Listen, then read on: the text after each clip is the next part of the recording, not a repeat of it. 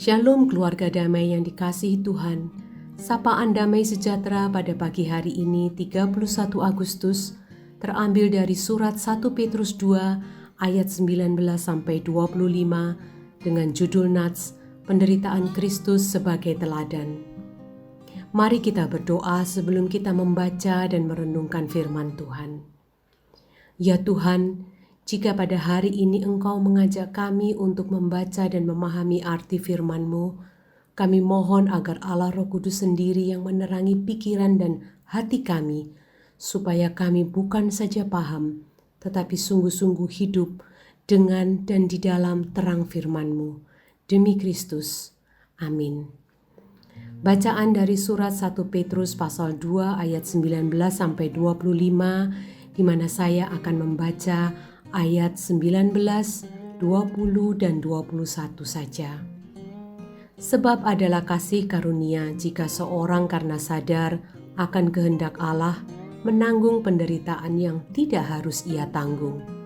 Sebab dapatkah disebut pujian jika kamu menderita pukulan karena kamu berbuat dosa? Tetapi jika kamu berbuat baik dan karena itu kamu harus menderita, maka itu adalah kasih karunia pada Allah. Sebab untuk itulah kamu dipanggil, karena Kristus pun telah menderita untuk kamu dan telah meninggalkan teladan bagimu, supaya kamu mengikuti jejaknya. Bapak, Ibu, dan Saudara yang dikasihi Tuhan, surat 1 Petrus ini ditulis oleh Rasul Petrus untuk orang Kristen di Asia Kecil, yang saat ini disebut sebagai negara Turki.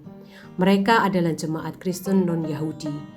Orang-orang Kristen ini mengalami banyak penganiayaan, pelecehan, dan permusuhan dari orang-orang di sekitar mereka yang adalah orang Yunani dan orang Romawi. Bisa dikatakan bahwa mereka mengalami aniaya dan permusuhan karena mereka tidak sama dengan orang-orang atau masyarakat di sekitarnya. Dalam hal ini adalah perbedaan pada kepercayaan atau iman mereka. Maka melalui surat ini Rasul Petrus ingin menguatkan jemaat dengan mengungkapkan kepada mereka tentang penderitaan dan penganiayaan yang juga dialami oleh Yesus. Padahal Yesus tidak berdosa dan tidak melakukan kesalahan, seperti yang tertulis di ayat 22. Ia tidak berdosa, ia tidak berbuat dosa, dan tipu tidak ada dalam mulutnya. Tetapi sebelum Petrus menguatkan mereka, Petrus menulis di ayat 20a. Sebab dapatkah disebut pujian jika kamu menderita pukulan karena kamu berbuat dosa? Artinya, jika pada saat ini kita sedang mengalami aniaya atau penderitaan atau ketidakadilan, kita harus kritis mengintrospeksi diri kita untuk melihat apakah penderitaan ini disebabkan oleh kesalahan saya, ataukah akibat dosa saya sendiri, ataukah benar-benar murni memang saya tidak bersalah. Petrus kemudian melanjutkan di ayat 20b, tetapi jika kamu berbuat baik dan karena itu kamu harus menderita, maka itu adalah kasih karunia pada Allah. Dan dilanjutkan ke ayat 21, sebab untuk itulah kamu dipanggil, karena Kristus pun telah menderita untuk kamu dan telah meninggalkan teladan bagimu, supaya kamu mengikuti jejaknya. Saudaraku, dalam hidup kita sehari-hari, kita pun bisa mengalami aniaya atau permusuhan dari orang-orang di sekitar kita karena kita berbeda dengan mereka, baik dari suku, ras, atau agama. Contoh penderitaan yang bukan karena kesalahan kita adalah pada saat kita diperlakukan tidak adil atau ditindas, misalnya di tempat kerja, di sekolah, ataupun di lingkungan komunitas kita. Dan reaksi kita biasanya adalah membela diri dan segera membalas. Namun Bapak, Ibu, dan jemaat yang dikasihi Tuhan, bila kita bersikap tenang sementara orang lain menganiaya atau menyiksa kita, itu berarti kita telah menanggapi ketidakadilan tersebut seperti Kristus yang tertulis di ayat 23a. Ketika ia dicaci maki, ia tidak membalas dengan mencaci maki. Ketika ia menderita, ia tidak mengancam. Allah memang ingin mengembangkan sikap-sikap yang tidak biasa dalam diri kita, atau disebut juga dengan istilah Christ-like attitude, sikap seperti Kristus. Sikap seperti Kristus bersikap. Seperti apakah Christ-like attitude itu? Setiap orang pasti dapat bersabar bila segala sesuatunya berjalan seperti yang diinginkan. Namun yang disebut Christ-like attitude atau sikap seperti Kristus itu adalah bila kita tetap tenang dan menguasai diri walau berada di bawah tekanan. Seperti yang tertulis di ayat 23a tadi. Ada cerita tentang seorang mahasiswa Kristen yang merupakan anak Tuhan yang ditindas oleh dosen pembimbing satunya pada saat ia mengerjakan tesis S2-nya.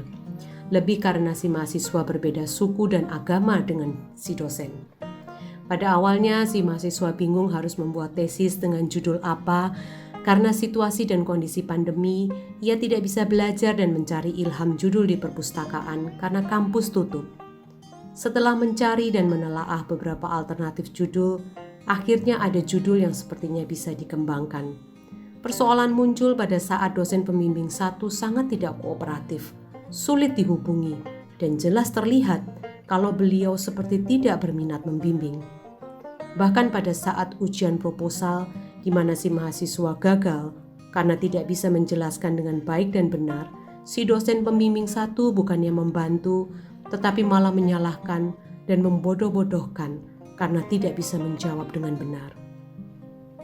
Mental dan hati si mahasiswa sangat jatuh dan down, dan dia secara manusiawi memang langsung membandingkan dengan beberapa temannya yang membeli tesis dan menjalani tesis dan ujian dengan sangat lancar dan mulus.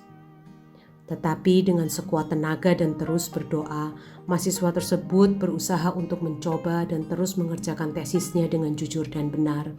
Tetapi bagaimana bisa jika tidak mendapat bimbingan dengan baik? Akhirnya terlintaslah ide jika dosen pembimbingnya tidak bersedia membimbing, maka ia mencoba mencari bimbingan atau konsultasi dari konsultan luar yang ahli di bidang yang sesuai dengan judul tesisnya. Dengan konsekuensi ia harus membayar biaya konsultasi tersebut. Singkat cerita, mahasiswa tersebut akhirnya bertemu dengan seorang konsultan yang sangat baik dan ternyata rela tidak dibayar karena jatuh kasihan kepada si mahasiswa karena tidak mendapat bimbingan yang benar dari kampusnya. Dari hasil konsultasi, akhirnya mahasiswa tersebut memutuskan untuk mengganti judul dengan konsekuensi mulai dari awal lagi, mencari judul baru lagi.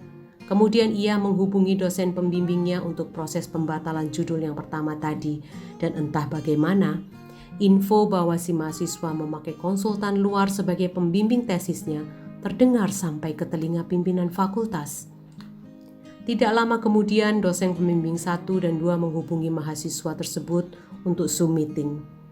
Dia, si mahasiswa, sudah menyiapkan mentalnya untuk dibantai dan dikata-katai oleh pembimbingnya seperti yang selama ini terjadi, seperti kata-kata bodoh, parah, dan lain-lain. Tetapi apa yang terjadi pada saat Zoom meeting sangat tidak terduga. Sikap beliau berubah 180 derajat, benar-benar berubah. Beliau terlihat baik dan sangat kooperatif dan ingin membantu si mahasiswa untuk segera menyelesaikan tesisnya. Puji Tuhan, mahasiswa tersebut bisa menyelesaikan tesisnya dengan baik.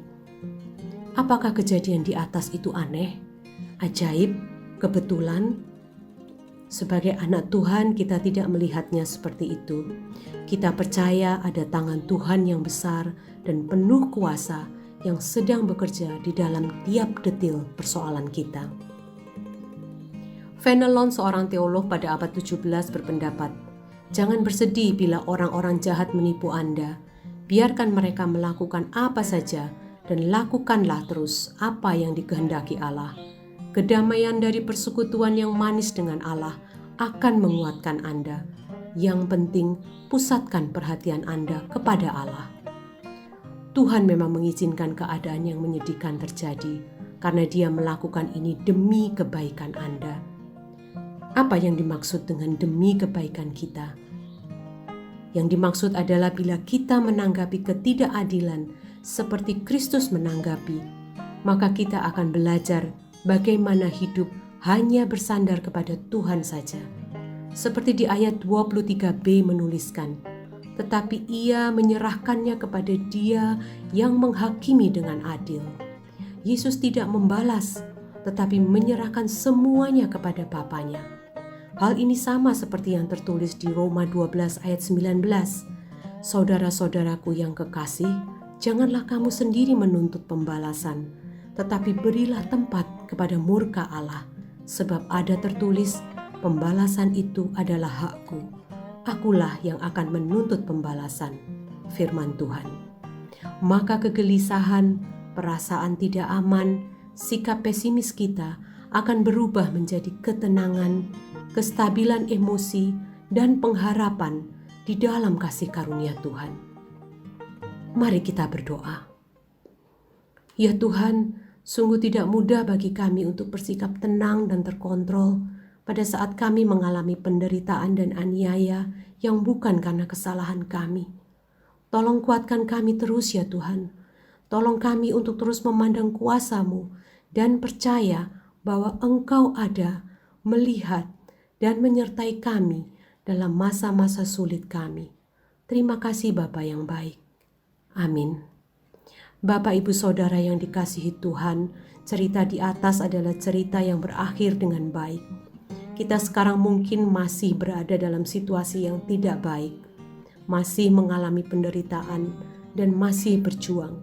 Tetapi jangan takut, jangan putus asa, tetaplah introspeksi diri, tetap melihat teladan Tuhan kita dalam menanggung penganiayaan, dan terus bergantung dan bersandar pada Tuhan saja dengan penuh keyakinan, percaya Dia pasti akan memberi kita kekuatan dari hari ke hari. Tuhan Yesus memberkati.